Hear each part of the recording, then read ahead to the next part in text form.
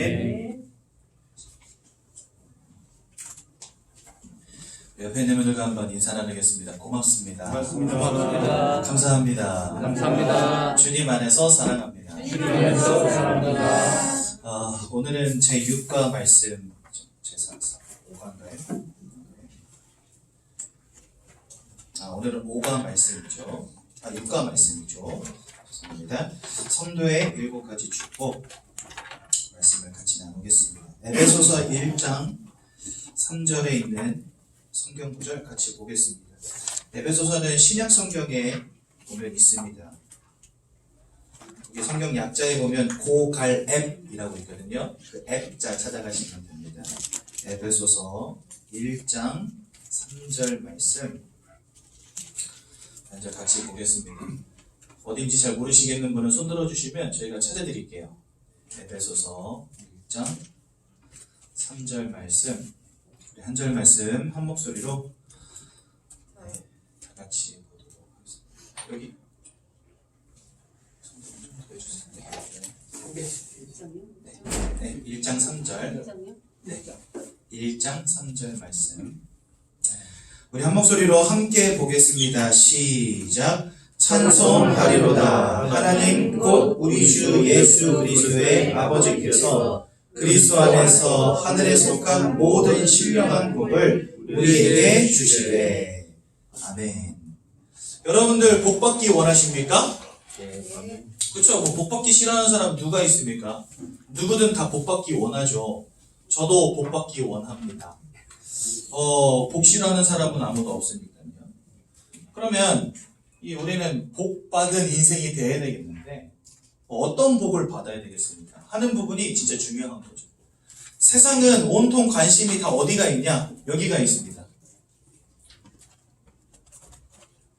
육신적인 복에 가 있어요. 여러분 돈도 많이 버시고 건강하시고 꼭 성공하시기 바랍니다.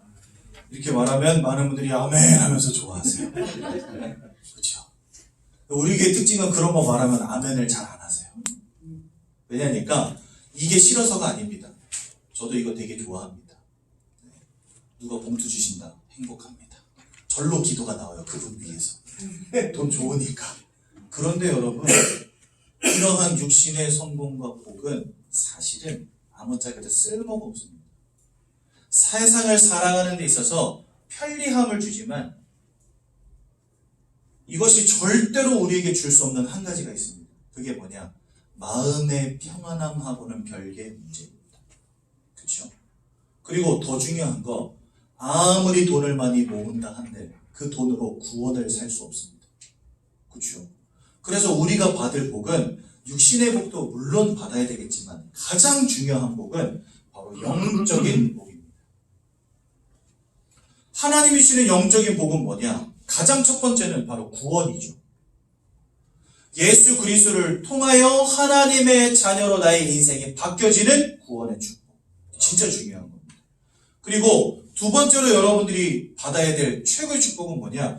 바로 임마누엘이라고 하는 것입니다. 여러분, 임마누엘이 무슨 말이냐고 하면 하나님이 우리와 함께 하시느니라 라는 뜻이에요. 그러니까 우리가 구원받고 천국에 도달하는 그 날까지 우리 인생을 하나님이 지키시고 인도하시고 보호하시는 축복 속으로 들어가야 된다는 거예요. 왜냐하면 여러분 요한복음 10장 10절에 도적이 오는 것은 모든 것을 빼앗고 죽이고 멸망시키려는 것뿐이요 라는 말씀이 있습니다. 즉 사단은 왜 존재하냐? 여러분들로부터 모든 것을 빼앗아가려고 존재하는 자가 바로 사단이라는 거예요. 여러분들은 분명히 구원받고 천국에 이르는 그 날까지 하나님이 지키시는 이 축복 가운데 있지 않으면 사단에게 또 속고 넘어지고 또 속고 넘어지고 할 수밖에 없는 것입니다. 그래서 하나님과 함께하는 임마누엘의 축복을 누리는 것은 진짜 중요한 것입니다. 세 번째로 전도입니다. 전도사님, 저희는 이제 새신자인데 웬 전도를? 새신자이기 때문에 바로 알고 바로 시작하셔야 됩니다. 하나님이 여러분들을 부르신 이유가 뭐냐? 이겁니다. 그래서요, 이거 잃어버린다면 신앙생활에서 가장 중요한 것을 잃어버린 것과 마찬가지입니다. 왜 전도가 축복이냐? 여러분, 하늘에 복을 쌓는 방법이 뭔지 아십니까? 헌금 많이 하는 것 같습니까? 아닙니다. 하나님이 돈 부족한 분이 아니에요. 헌금 하지 말라는 얘기가 아니고 여러분 헌금 열심히 하십시오. 하지만 하늘의 상급은 돈이 아닙니다. 하늘의 상급은 천하보다 귀한 영혼들을 주께로 돌아오게 하는 것입니다. 아멘. 그래서 저는요 일평생 전도하기를 소원해요. 저는 부족하기 때문에 전도할 능력도 없고 실력도 없어요. 그런데 기도는 기똥차게 해요. 하나님 최고의 전도자 되게 해달라고. 왜냐하면 이게 하늘의 상급을 쌓는 방법이니까. 하나님이 기뻐하시는 것이니까. 그래서 여러분 우리 모든 사람들은 세상의 육신의 성공 따라가지만 하나님의 자녀라고 한다면 좀 달라야 됩니다. 그렇죠? 여러분들 진짜 하나님 멋있게 믿으시기 바랍니다. 구원의 축복 속에서 임마누엘의 축복 누리는 가운데 수많은 사람들을 주께로 돌아오게 만드는 전도자의 삶을 살아요. 얼마나 멋집니까? 그러면 성경은 우리에게 뭐라고 말씀하시냐면 마태복음 6장 33절에 너는 먼저 그의 나라와 그의 의를 구하라. 이게 바로 그의 나라와 그의 의를 구하는 것입니다. 그리하면 이방인들이 구하는 모든 것, 이방인들이 그토록 원하고 찾는 모든 것 너희에게 뭐 하시리라? 더 하시리라. 그러니까 이러한 축복들은요 하나님 제대로 믿고 하나님 바라보고 올바르게 신앙생활을 하고 있으면 더하여지는 응답들인 거예요. 무슨 말인지 이해가 되시죠? 그저 더하여지는 응답입니다. 무엇을 먹을까, 무엇을 마실까, 무엇을 입을까 걱정하지 말라. 그것은 이방인들이 구하는 것이오. 하나님은 너에게 그러한 것이 다 있어야 될 것을 아시느니라. 하나님이 다 아신대요. 여러분들이 쓰고 먹고 입고 마실 것 무엇이 필요한지 다 아신대요. 이방인들이 구하는 그런 것 구하지 말라 그러세요. 저 하늘나는 새를 봐라. 누가 먹이시느냐? 저 들의 풀과 꽃을 봐라. 누가 입히시는 거냐? 하나님이 다 알고 나게도 하시고 꽃도 틔우게 하시고 새들도 먹이시고 입히시고 하니까 다 살아가는 생물들 아니냐 이렇게 말씀하세요. 그러면서 그 하나님이 다 알아서 입히시고 재우시고 먹이시고 마시게 하시는 그것들 때문에 고민하지 말고 먼저 그의 나라와 그의 의를 구하라. 그러면 너에게 모든 것을 더하시리라. 저는 중학교 1학년 때부터 교회 다녔거든요. 교회 다니면서 항상 제 기도 제목은 여기 있었어요. 왜냐하면 저희 가문이 뭐였냐니까 소장농이었어요. 어렸을 때는 몰랐어요. 소장농인 걸. 그런데 커보니까 알았어요. 뭐냐니까 어렸을 때 1년에 한 2번 내지 3번 정도 서울 아저씨라는 분이 우리 집에 와서 한 일주일 동안 머물다 가시는 때가 있어요. 1년에 한 3번 정도. 그럼 이제 이분들이 기거하시는 독채가 따로 있거든요. 거기는 아무도 거주하지 않는데 저희 어머니가 엄청 열심히 청소해 맨날. 가족 방바닥 닦고 먼지 없게 만들어 놓고.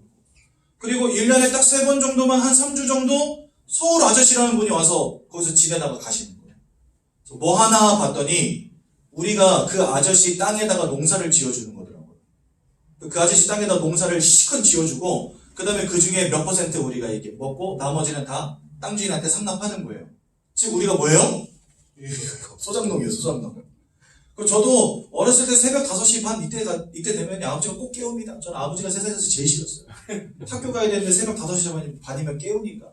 깨우면 이제 뭐하러 나가냐. 손에 맞지도 않는 목장갑 끼고 나가가지고 배추 뽑고 부 뽑고 이거 하는 거예요. 논농사 지고 밭농사 지고. 저 어렸을 때 사진 보면은요, 배추 뽑는 사진이랑 이 낫으로 벼 베는 사진이 제일 많거든요. 왜냐면 맨날 학교 갔다 오면 그것만 하고 살았으니까. 저는요, 기도 제목이 뭐냐. 하나님, 소장농에서 벗어나게 하옵소서. 이게 제 기도 제목이었어요. 우리 아버지 제발 돈 좀 많이 벌어가지고, 이제 좀 우리 집도 좀 사고, 땅도 좀 사고, 이렇게 해달라고 기도했거든요. 제 기도에 응답하셨는지 모르겠지만, 아버지가 한때는 우유 사업 하시면서 돈도 많이 버시고, 집도 사고, 그랬는데, 지금은 쫄딱 망해가지고 다 잃어버렸지만. 근데요, 여러분 참 신기합니다. 그 쫄딱 망한 다음에 저희 아버지 예수 믿기 시작하셨어요. 저 일찍 믿으시지. 쫄딱 망한 다음에 믿으셔가지고. 근데 가만히 생각해보면 그런 거 잃어버리지 않으면 절대 하나님 찾을 분이 아니에요. 이분이 얼마나 자존심 강한지. 또 생활력이 장난이 아닙니다. 장가 가실 때 할머니 할아버지한테 빚장부를 받았는데 이렇게 두꺼운 걸 받았대요. 그거를 제가 고등학생 될 때까지 다 갚으신 거예요. 빚이 어마어마한데 그거를 혼자서 다 갚으신 거예요. 그러니까 할머니 할아버지가 자식들 키운다고 이 집에서 빌리고 저 집에서 빌리고 옆집에서 빌리고 뒷집에서 빌리고 해가지고 빚장부가 이만한데 그걸 17년 동안 혼자 다 갚으신 거예요. 그러니까 생활력이 대단하죠. 그러다가 이제 저 고등학생 될 때 돈을 왕창 벌으셨는데 그 왕창 번 돈 가지고 이제 오리발식으로 사업을 계속 늘리다가 쫄딱 망한 거죠. 그러고 나서 하나님 만나셨어요. 지금은 가끔 그런 얘기 하세요. 뭐 그까지 돈 없어도 행복하지만 하나님 자녀 되어서 참 감사하지만 야 그때 그거 잃어버리기 전에 하나님 만나서 그 많은 물질들 교회 세우고 후대 살리고 하는 것에 썼으면 얼마나 좋았을까 이런 생각 한다는 거예요. 근데 그것까지도 하나님의 계획 속에 있는 건 아니겠냐 이런 생각 하신다고 하더라고요. 그래서 저는요 늘 이거 구하는 인생이었거든요. 근데 어느 날 깨닫게 됐습니다. 내가 복음 안에 있는 것이 진짜 행복임이 깨달아졌고요. 왜 행복합니까? 여러분들이 죽는 그날, 오늘 당장 죽는다 할지라도 여러분들에게 영원한 생명과 천국이 허락되었는데 어찌 안 기쁠 수가 있습니까? 세상 사람들은요 하루하루가 두려움 속에서 살아가고 있는데요. 돈이 없는 사람은 없어서 고민, 있는 사람은 잃어버릴까봐 두려움 속에 살아가고 있고. 여러분 보험 많이 들어놓으셨죠? 왜 들어놓으셨습니까? 어느 날 암 같은 거 오면 어떡하나 걱정되고 고민되니까. 인생은요 안 죽으려고 바득바득 살아갑니다. 그런데 성경은요 죽음 뒤에도 천국이 있다고 말씀하시는데 어떻게 복음 안에 있는데 행복하지 않을 수가 있습니까? 겨우 돈 몇 푼 가진 거에서 오는 행복은요 아무것도 아니더라고요. 여러분 제가 인생에서 첫 차를 구입했어요. 레이라고 하는 경차. 차 기가 막히더라고요. 저한테는 BMW보다 좋은 차였어요. 제 인생의 첫 차니까 얼마나 행복합니까? 진짜 맨날 나가가지고 시동 걸어보고 막 밖에서 빽빽빽 소리 나면 내 차 아닌가 싶어서 막 달려나가고 이랬다니까요. 근데 그거 얼마나 가는지 아십니까? 일주일. 한 달 있다가 긁고 깨지고 박살나고 이러니까요. 그때부터 정내미가 떨어져 보기가 싫어 차가. 나에게 있으면 좋을 것 같죠. 물질적인 축복들이요. 그게 나에게 주는 행복이라고 하는 것은요. 너무나 잠깐입니다. 그렇죠? 하지만 하나님이신 이 구원의 축복, 영원한 행복이 됩니다. 오늘부터 죽는 그 순간까지 우리는 저 천국 바라보면서 감사함으로 살아갈 수 있어요. 아니 하나님 내가 뭔데? 나 같은 인간이 뭔데? 나를 구원하셨습니까? 인간은 하나님을 배신하여서 죄악 가운데 빠져버리고 하나님 떠났는데 우리가 아직 죄인 되었을 때에 하나님은 우리를 사랑하셔서 예수 그리스도를 보내심으로 우리를 구원하셨대요. 우리가 구원받을 자격이 있습니까 여러분? 없잖아요. 근데 하나님은 우리에게 아무것도 구하지 아니하시고 아무런 조건 없이 우리를 구원하셨다니까요. 얼마나 감사합니까? 나는 아무것도 하나님께 드린 것 없는데 하나님은 나에게 영원한 생명과 천국을 주셨다니까요. 얼마나 감사합니까? 그러니까 저는 이 복음 안에 들어오니까 그때서야 비로소 마음의 평안함이 오더라니까요. 그렇지. 내가 열심히 산다고 되는 게 아닌데. 여러분 세계 각지에서 막 이런저런 재앙들, 사건, 사고들 막 일어나지 않습니까? 그렇죠? 그 속에 있으면은요, 아무리 훌륭한 지식인도 아무리 뛰어난 성공자도 어느 날 닥치는 재앙 앞에서는 무릎 꿇어야 됩니다. 어떻게 살아남습니까? 근데 하나님의 특별한 인도하심과 보호하심 속에 살아가고 또 우리가 이 땅을 비록 일찍 떠난다 할지라도 우리에게 천국이 있다는 사실. 저는요 복음 깨닫고 나니까 너무 감사한 거예요. 여러분 인생의 참된 복은 육신의 것에 있는 것이 아님을 기억하십시오. 하나님을 알고 하나님과 함께하는 축복 속으로 들어간다면 이 모든 것은 그저 여러분들의 필요를 따라 하나님이 채우시는 것임을 기억하시기 바랍니다. 그래서 여기 너무 목매지 마세요. 오히려 우리가 목매야 된다면 어디 목매야 되냐? 하나님 바라보는 것과 하나님과 함께하는 축복, 예배의 축복, 말씀의 축복으로 들어가는 것, 여기에 사실 우리 올인해야 되는 것입니다. 오늘 성도에게 주신 7가지 축복에 대한 이야기를 제가 여러분들에게 드리고자 먼저 서론으로 좀 이야기 드리는 거예요. 꼭 기억하시고요. 물론 이 말은 그러면 거짓에도 상관없다 그런 말은 아닙니다. 그렇죠? 여러분 꼭 성공하시고 돈도 많이 버십시오. 그리고 인생 편안하게 잘 누리다가 가십시오. 그렇게 되시기 바랍니다. 아멘. 하지만 이게 주가 돼서는 안 된다는 거예요. 그렇죠? 영적인 축복 또한 누리시라는 겁니다. 그런데 세상은 사실 이 영적인 축복 절대 누릴 수 없는 상태가 되었습니다. 고린도후서 나중에 댁에 가시거나 한번 찾아보십시오. 고린도후서는 신약 성경에 있습니다. 고린도후서 4장 4절에 보면 이런 말씀이 있습니다. 이 세상의 신이 믿지 아니하는 자들의 마음을 혼미하게 하여. 이 세상의 신은 바로 누굴 말하죠? 사단, 귀신을 말합니다. 사단, 마귀, 귀신이 믿지 아니하는 자들의 마음을 혼미하게 하여. 한글로는 혼미하게 하여 이렇게 되어 있는데 영어로는요, 죄송합니다, 문자 써서 블라인드 했다고 이렇게 되어 있어요. 블라인드가 무슨 뜻이냐? 가리다라는 뜻이에요. 여러분 블라인드가 뭐죠? 창문 가리개잖아요. 빛이 안 들어오게 가리고, 밖을 보지 못하게 가리고, 밖에서 안을 보지 못하게 가리는 게 블라인드잖아요. 그 뜻이에요. 사람들의 눈과 마음과 생각과 모든 것을 가리웠어요. 가리워서 뭐 보지 못하게 되었냐? 하나님의 형상이신 예수 그리스도의 영광의 광채를 보지 못하게 하였다. 이렇게 되어 있어요. 그러니까 세상은 죽었다 깨어나도 이 축복을 알 수가 없는 겁니다. 자기의 노력으로 스스로는 절대로 구원의 비밀을 알 수 없고, 임마누엘의 축복이 있음을 알 수 없고, 천국과 지옥이 있음을 알 수 없다는 거예요. 그럼 여러분, 내 힘으로 안 되는데 우리는 어떻게 이거 알게 됐습니까? 에베소서 2장 7절에 보니까 너희가 그 은혜를 인하여 믿음으로 말미암아 구원을 얻었나니, 하나님이 여러분들에게 무엇을 주셔서 믿게 하셨냐? 그 은혜를 인하여 하나님이 여러분들에게 은혜 베풀어 주셨다는 거예요. 성경은요, 여러분들을 지명하여 부르셨다 이렇게 되어 있어요. 지명하였다는 게 무슨 말인지 아십니까? 손가락으로 가리키고 이름을 불러서 꺼내내셨다라는 말이에요.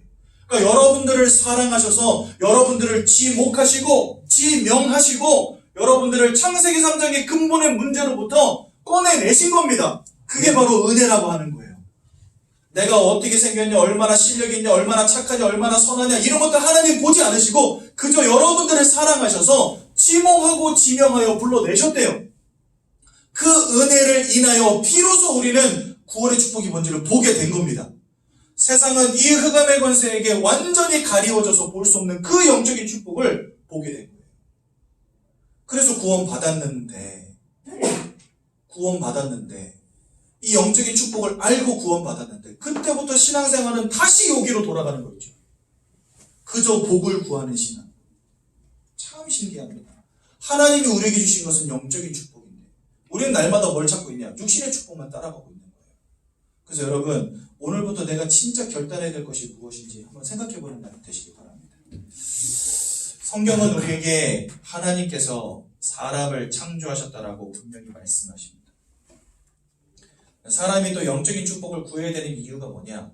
바로 하나님이 하나님의 형상대로 우리를 창조하셔서 우리는 영적 존재이기 때문에 영적인 부분에 대한 답을 가지고 영적인 축복을 누려야지만 행복을 누릴 수 있는 사람들입니다. 여러분 이거 보세요. 여러분들 마음이 더 중요하십니까? 육신이 더 중요하십니까? 보통은요 마음이 더 중요하죠. 강남 펜트하우스 살아도요 남편이 자기를 사랑해주지 않는다? 그러면요 여자들은요 강남 펜트하우스고 손과 목에 걸려있는 금이고 기골이고 이런 건 다 필요 없는 겁니다. 근데 정말 나를 사랑해주는 남자를 만난다?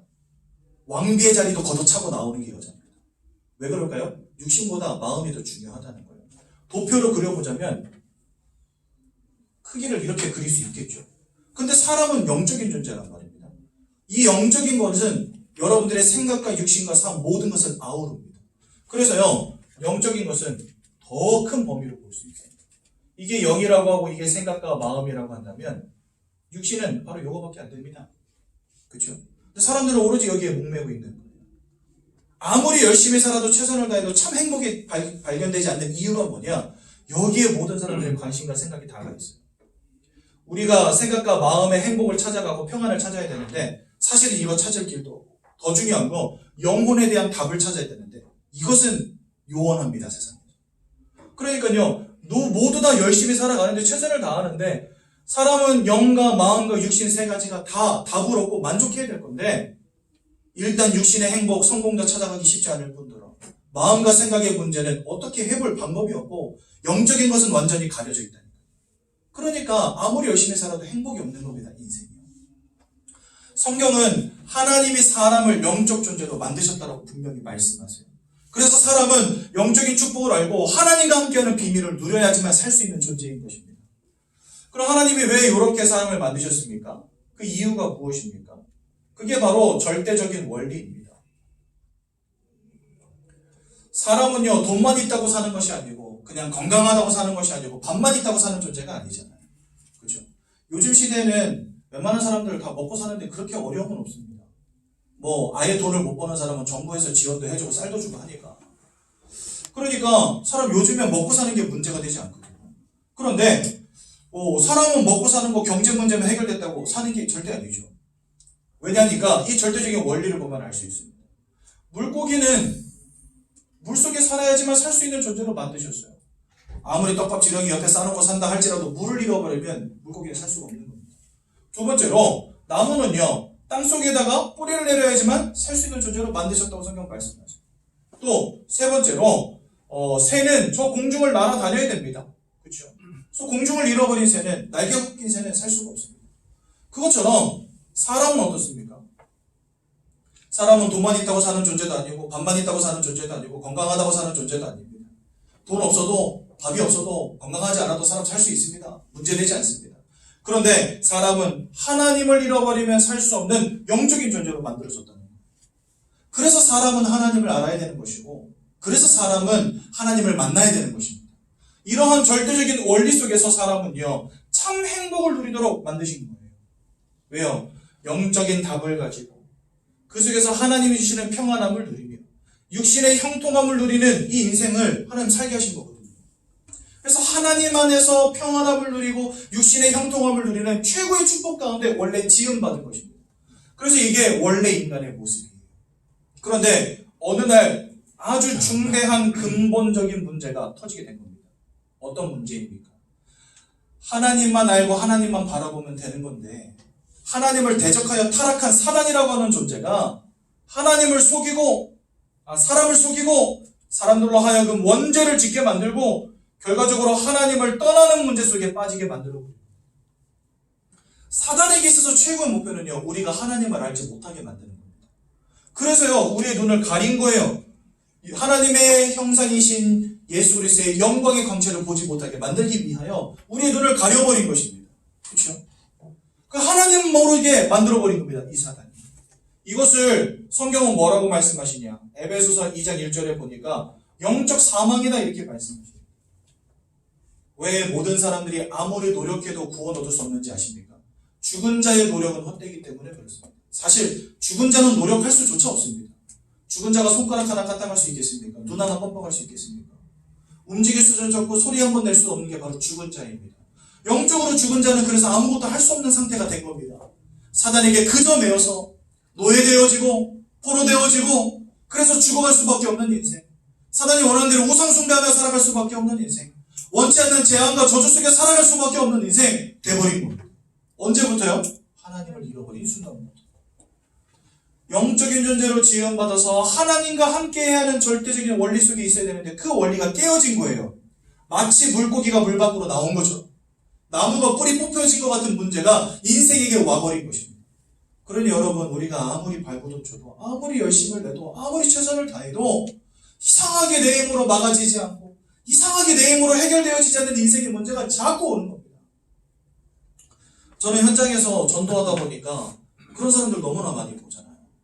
한 번은 선포동에 갔는데 어떤 저쪽에 시장 골목 들어갔거든요. 그런데 어디 이상한 사람 하나가 저쪽에서부터 이렇게 저쪽으로 오는데요. 그 어닝이죠. 상점마다 이렇게 그늘 막 쳐놓은 거, 그 사이로 이렇게 막 숨어서 이러면서 가는 거예요. 무슨 첩보영화 찍는 것처럼. 그래서 왜 그래요? 그러니까 에이씨 이러면서 또 가더라고. 뭐가 쫓아온대요, 자기를. 자기 피해 다니는 거예요. 발각되면 죽임당하니까 도망가는 거예요. 여러분 진짜 이해 안 되죠? 그런 사람들이 있다니까요. 또 한 군데 가니까 손가락 10개 중에 8개가 잘리고 2개만 남았어요. 이거 2개만. 일을 하다가 손이 빨려 들어가면서 기계에 손가락이 다 잘린 거예요. 근데 이렇게 들어가는 바람에 8개는 잘리고 2개만 남은 거예요. 이 사람이 포크레인 그 자격증도 있고 알바는 이제 그런 일 도와주는 거 하는 거였는데, 그러니까 거리가 쏠쏠했죠. 근데 손가락 잘려 나가니까 포크레인 운전도 못하지, 일도 못하는 거예요. 마누라 도망가지, 자녀들 다 떠나가지. 자기는요 한순간에 노숙자 돼버린 거예요. 그럼 여러분, 손가락 이렇게 2개 남았다. 이걸로 뭐 하시겠습니까? 이렇게 2개 남았다. 뭐 하시겠습니까? 네, 그때부터 따르고 마시기 이거만 한 거예요. 따르고 마시고 요거 2개 남으니까, 그죠? 요 2개로 뭐 할 수 있어요? 따르고 마시는 거 외에는 할 게 없잖아요. 그러니까 이분이요 맨날 따르고 마시고 이러고 산 겁니다. 어느 날부터 뭔가가 보이고 들리기 시작하는 거예요, 이 사람. 그래서 제가 이 사람 찾아가서 복음 전했거든요. 그랬더니요, 그날은 술이 너무 취해가지고 정신이 이미 나가 있어서 다음날 아침에 일찍 올 때가 정신 차리고 앉아있으라고 그러고선 갔어요. 그래서 정신이 왔더라고, 이 사람이. 술이 깨가지고. 그래가지고 가서 복음을 전하는데, 이 아저씨가 복음 듣는데 옆에서 막 희죽희죽 웃어요. 그래서 왜 이렇게 웃으세요? 그러니까 저것들이 뭔 말을 하는데 그게 너무 웃기다는 거예요.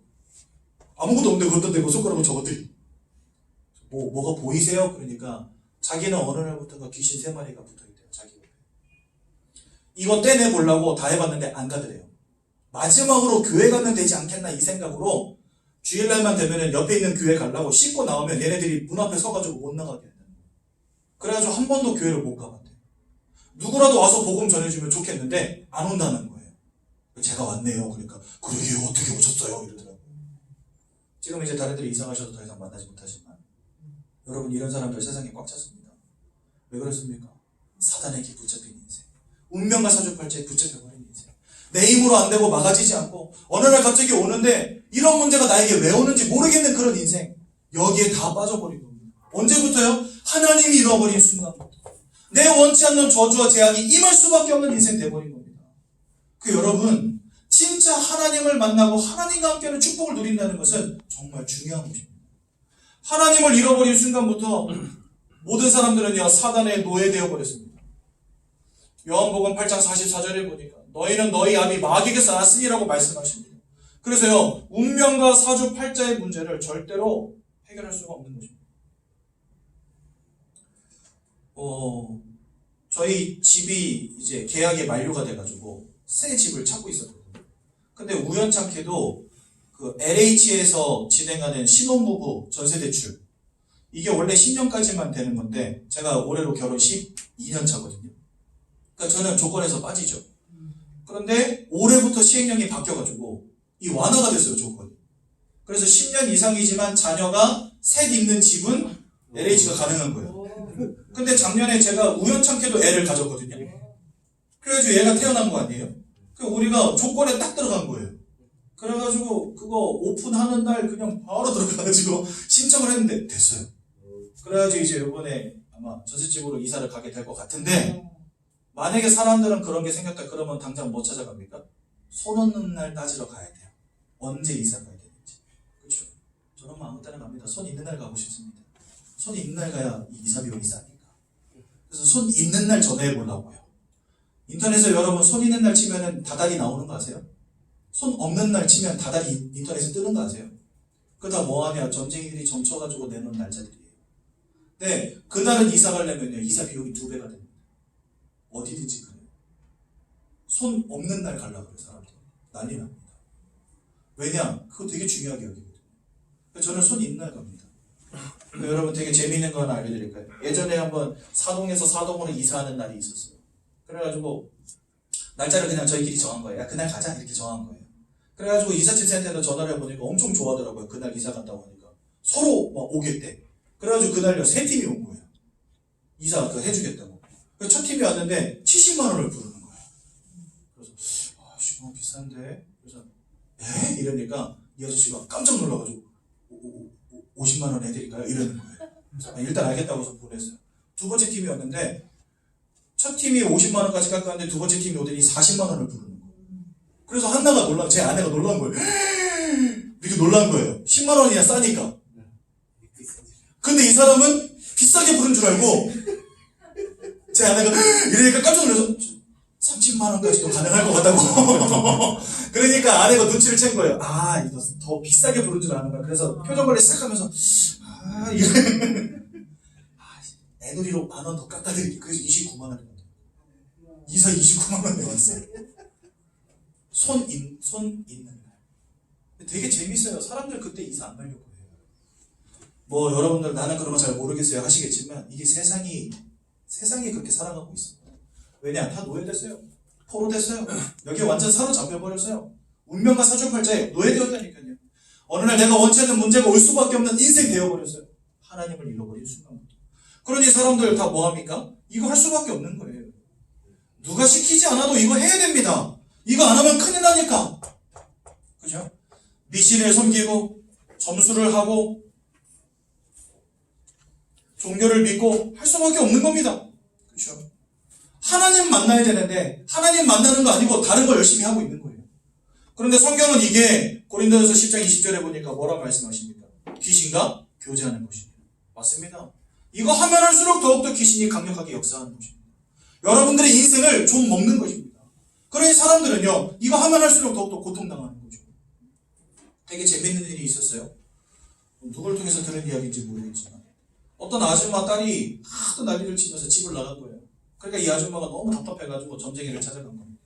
그래서 점쟁이가 써주는 부적도 쓰고 막 굿도 하고 한 겁니다.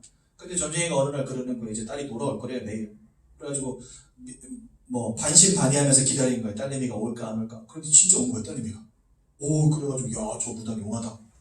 나중에 뭔 일 있으면 또 찾아가야 되겠다. 이 생각을 하고 있는데 그 다음날 이 딸내미가 엄마 지갑을 들고 나간 거예요.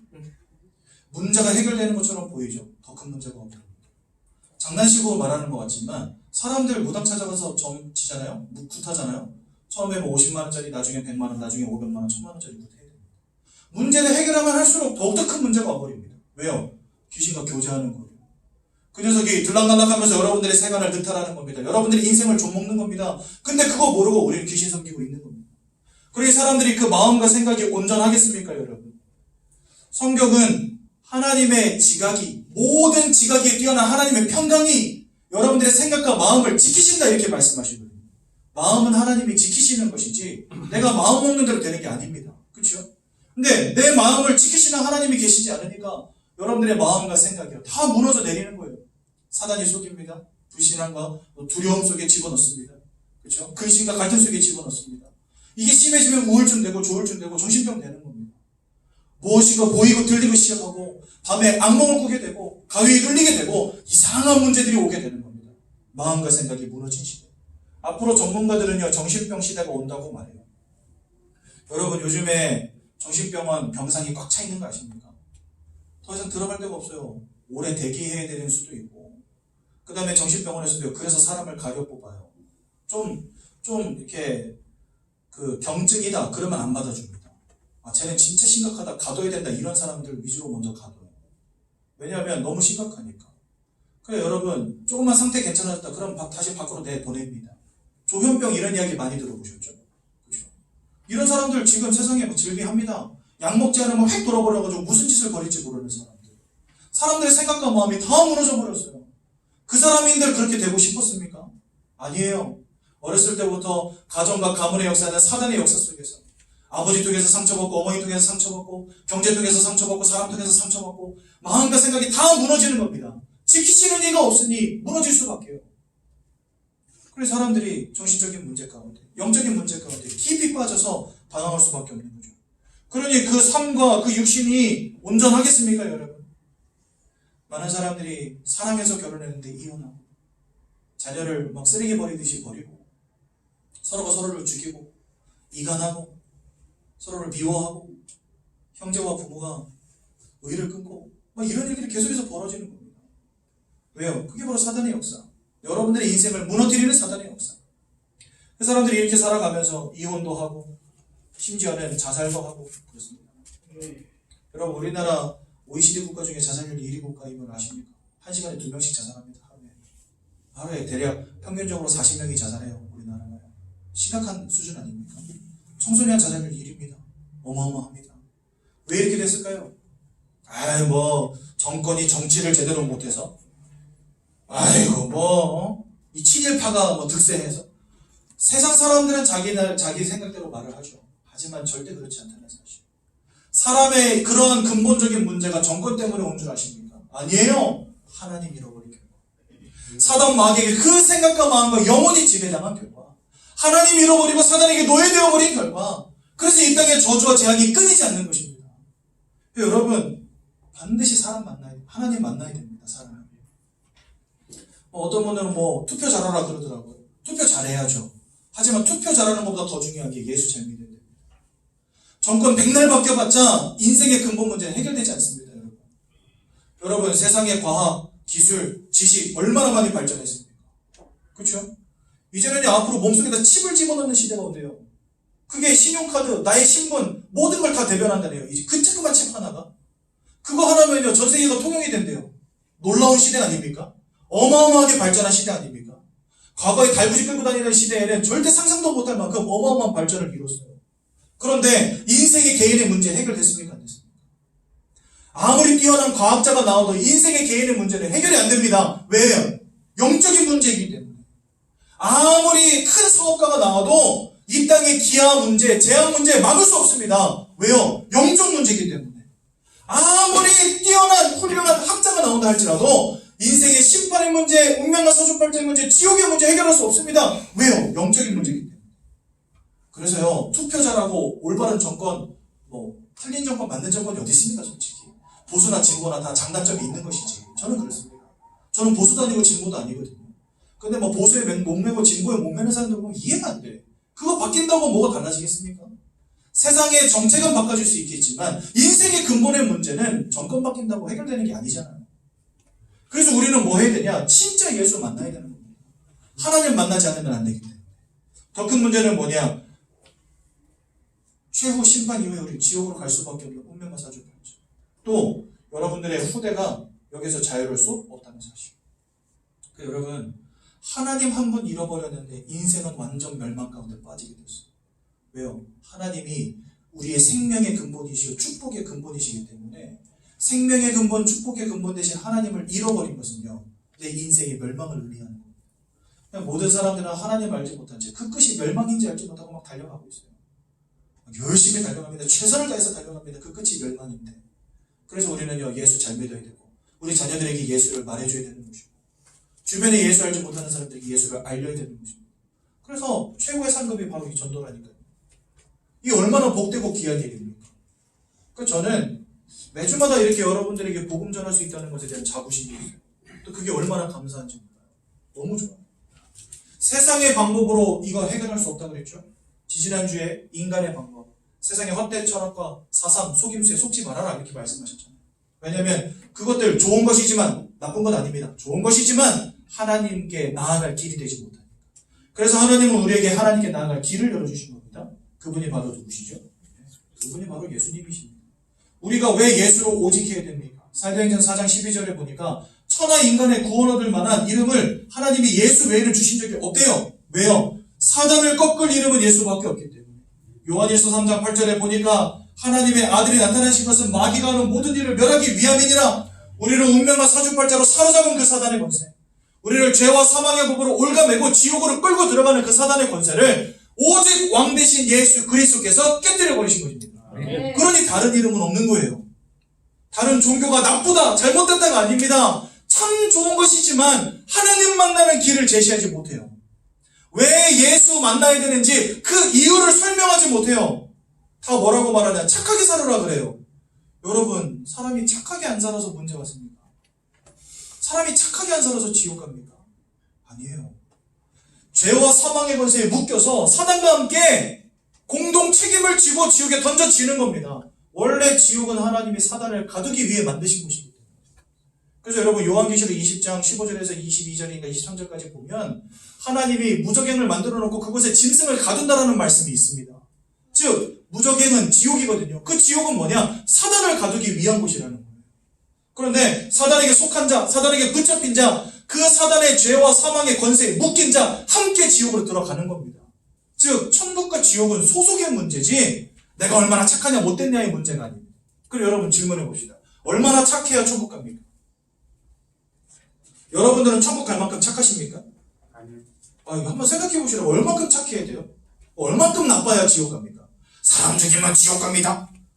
그쵸. 사람 죽이면 지옥 가겠지요. 그 사람 논리에 따르자면. 그쵸.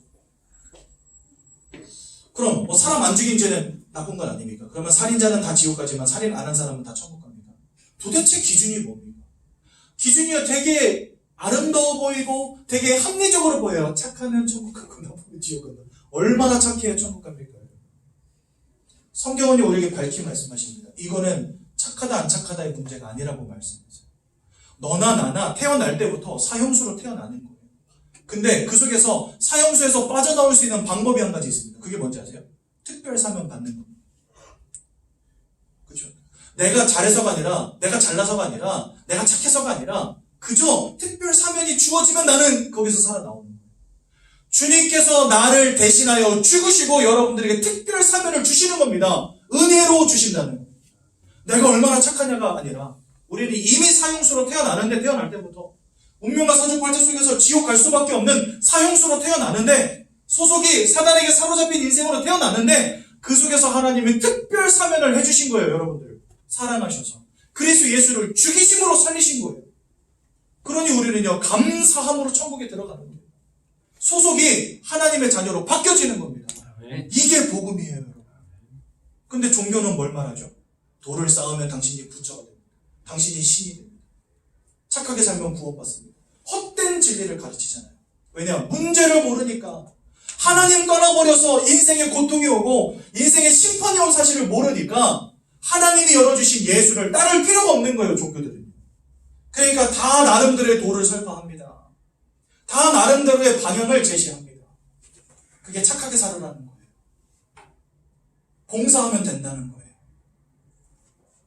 네가 신이 되면 된다는 거예요. 불교가 바로 그거거든요. 당신이 열심히 돌을 따오면 저 수미상을 넘습니까? 그래서 내가 부처가 된다 이렇게 가르치잖아요. 너가 신이 될 수 있다. 뭐랑 똑같은 메시지죠? 창세기 3장에 사단이 아담과 하와를 속일 때 뭐라 그랬냐? 네가 이 선악과를 따먹으면 하나님처럼 된다 이렇게 되어 있어요. 그 메시지는 사실은 사단이 세상에 준 메시지입니다. 근데요, 불교에서 그대로 갖다 써요.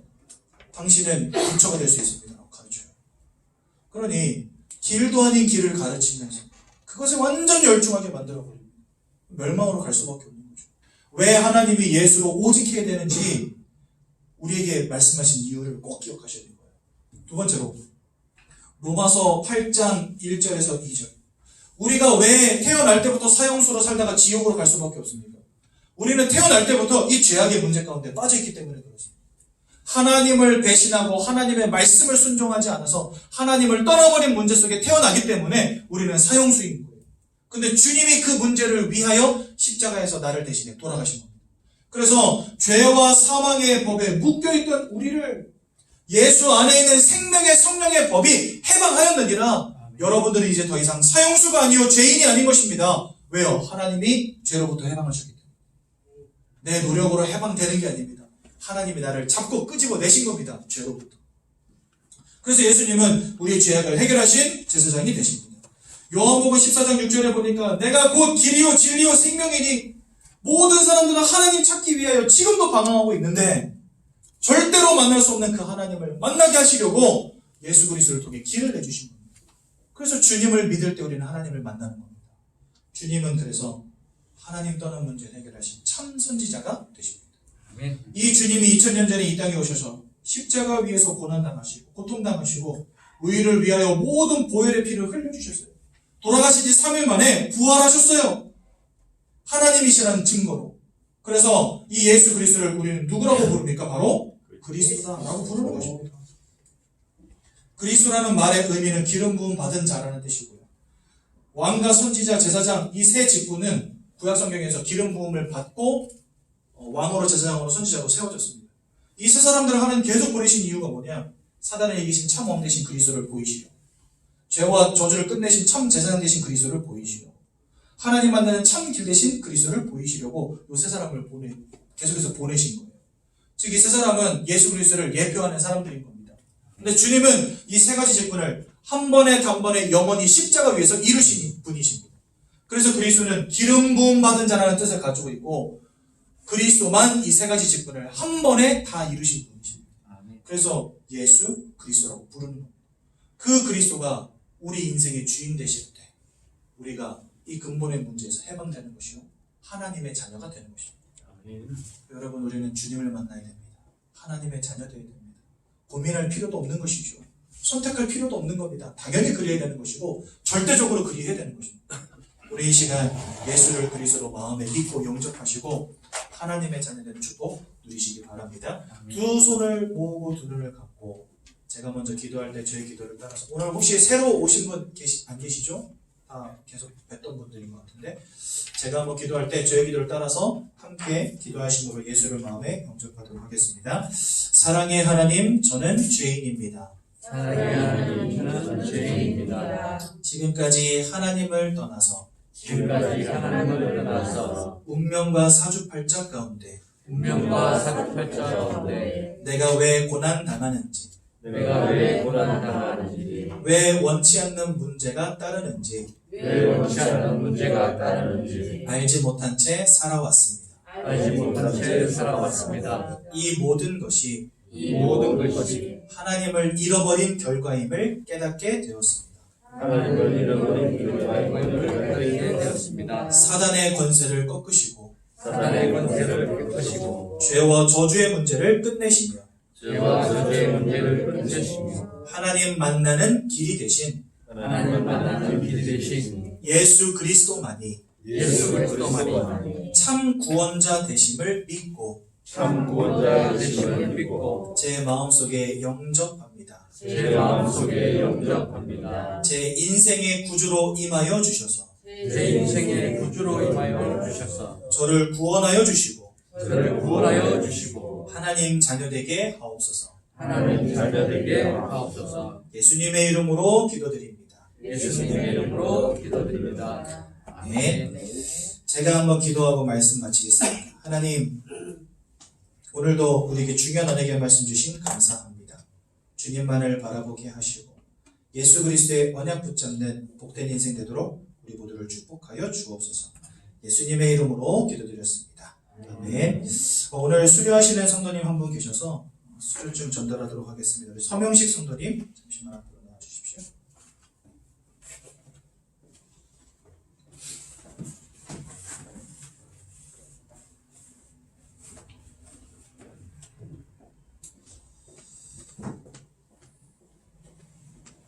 수료증 성명 서명식 성도. 위 사람은 예전교회 훈련반이 주최하는 생활족 양육과정을 이수하였기에 이 증서를 수여합니다. 대한예수교 장로회 예전교회 담임 목사 장기훈 대도 축하드립니다. 저희가 준비한 성경집입니다. 잘 사용하십시오. 들어가셔도 되겠습니다. 사진 오래간만에 하니까 6개월 만에 사진을 찍었어. 사진 한번 찍겠습니다. 하나, 둘, 셋. 감사합니다. 다시 한번 박수로. 수료증 전달 너무 오래간만에 봐서 사진 찍는 거 깜빡했네요. 제가 이 시간 한번 서명식 성도님 위해서 한번 기도하겠습니다. 하나님, 우리 서명식 성도님 지난 10주간 훈련을 통하여 예수가 그리스도 되심을 듣게 하시고 예수를 마음에 영접하여 하나님 자녀 되게 하시니 너무나 감사를 드립니다. 이제는 지금 죽어도 천국에 갈 수밖에 없는 하나님의 자녀 되었음을 깊이 기억하게 하시고 일평생 유일한 해답 되신 그리스도 예수만 붙잡고 바라보며 나아가실 수 있도록 축복하여 주셔서 그 인생을 통해 하나님 살아계시는 증거가 날마다 드러나도록 인도하여 주옵소서.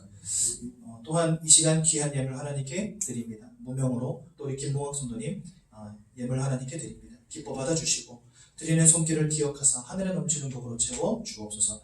예수님의 이름으로 기도드렸습니다. 네. 찬송가 85장 1절만 하나님께 올려드리겠습니다.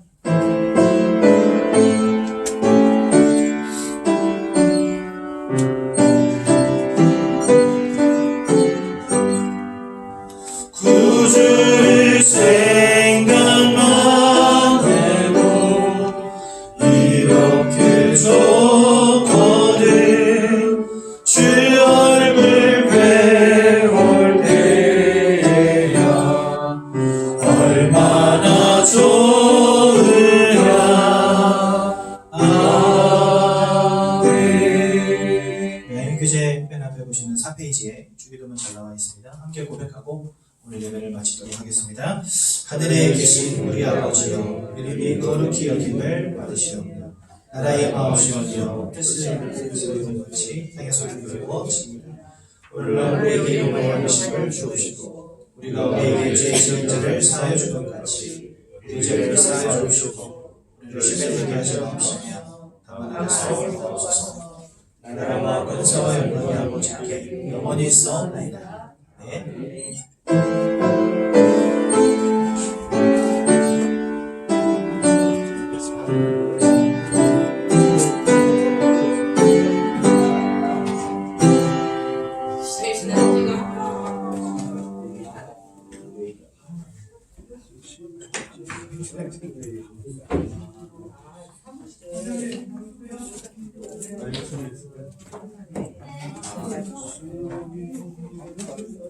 자문사가 아닌데 이상 치는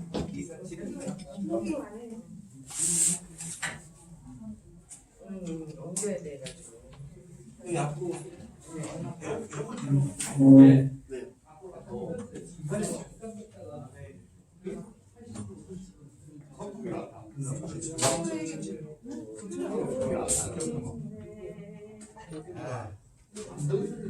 네. 저기 앉아서 열심히 공부하고 있어요. 목사님들 가시래 나.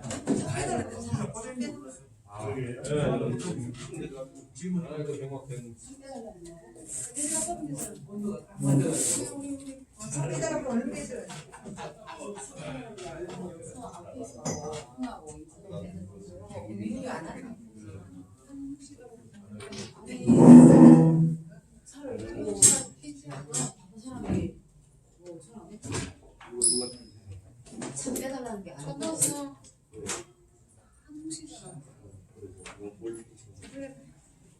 그러지 마. 빼달라는 게 아니고 우리가 앞에 있으니까 끝나고 그럼 가야 되는 건 가야 되는 거.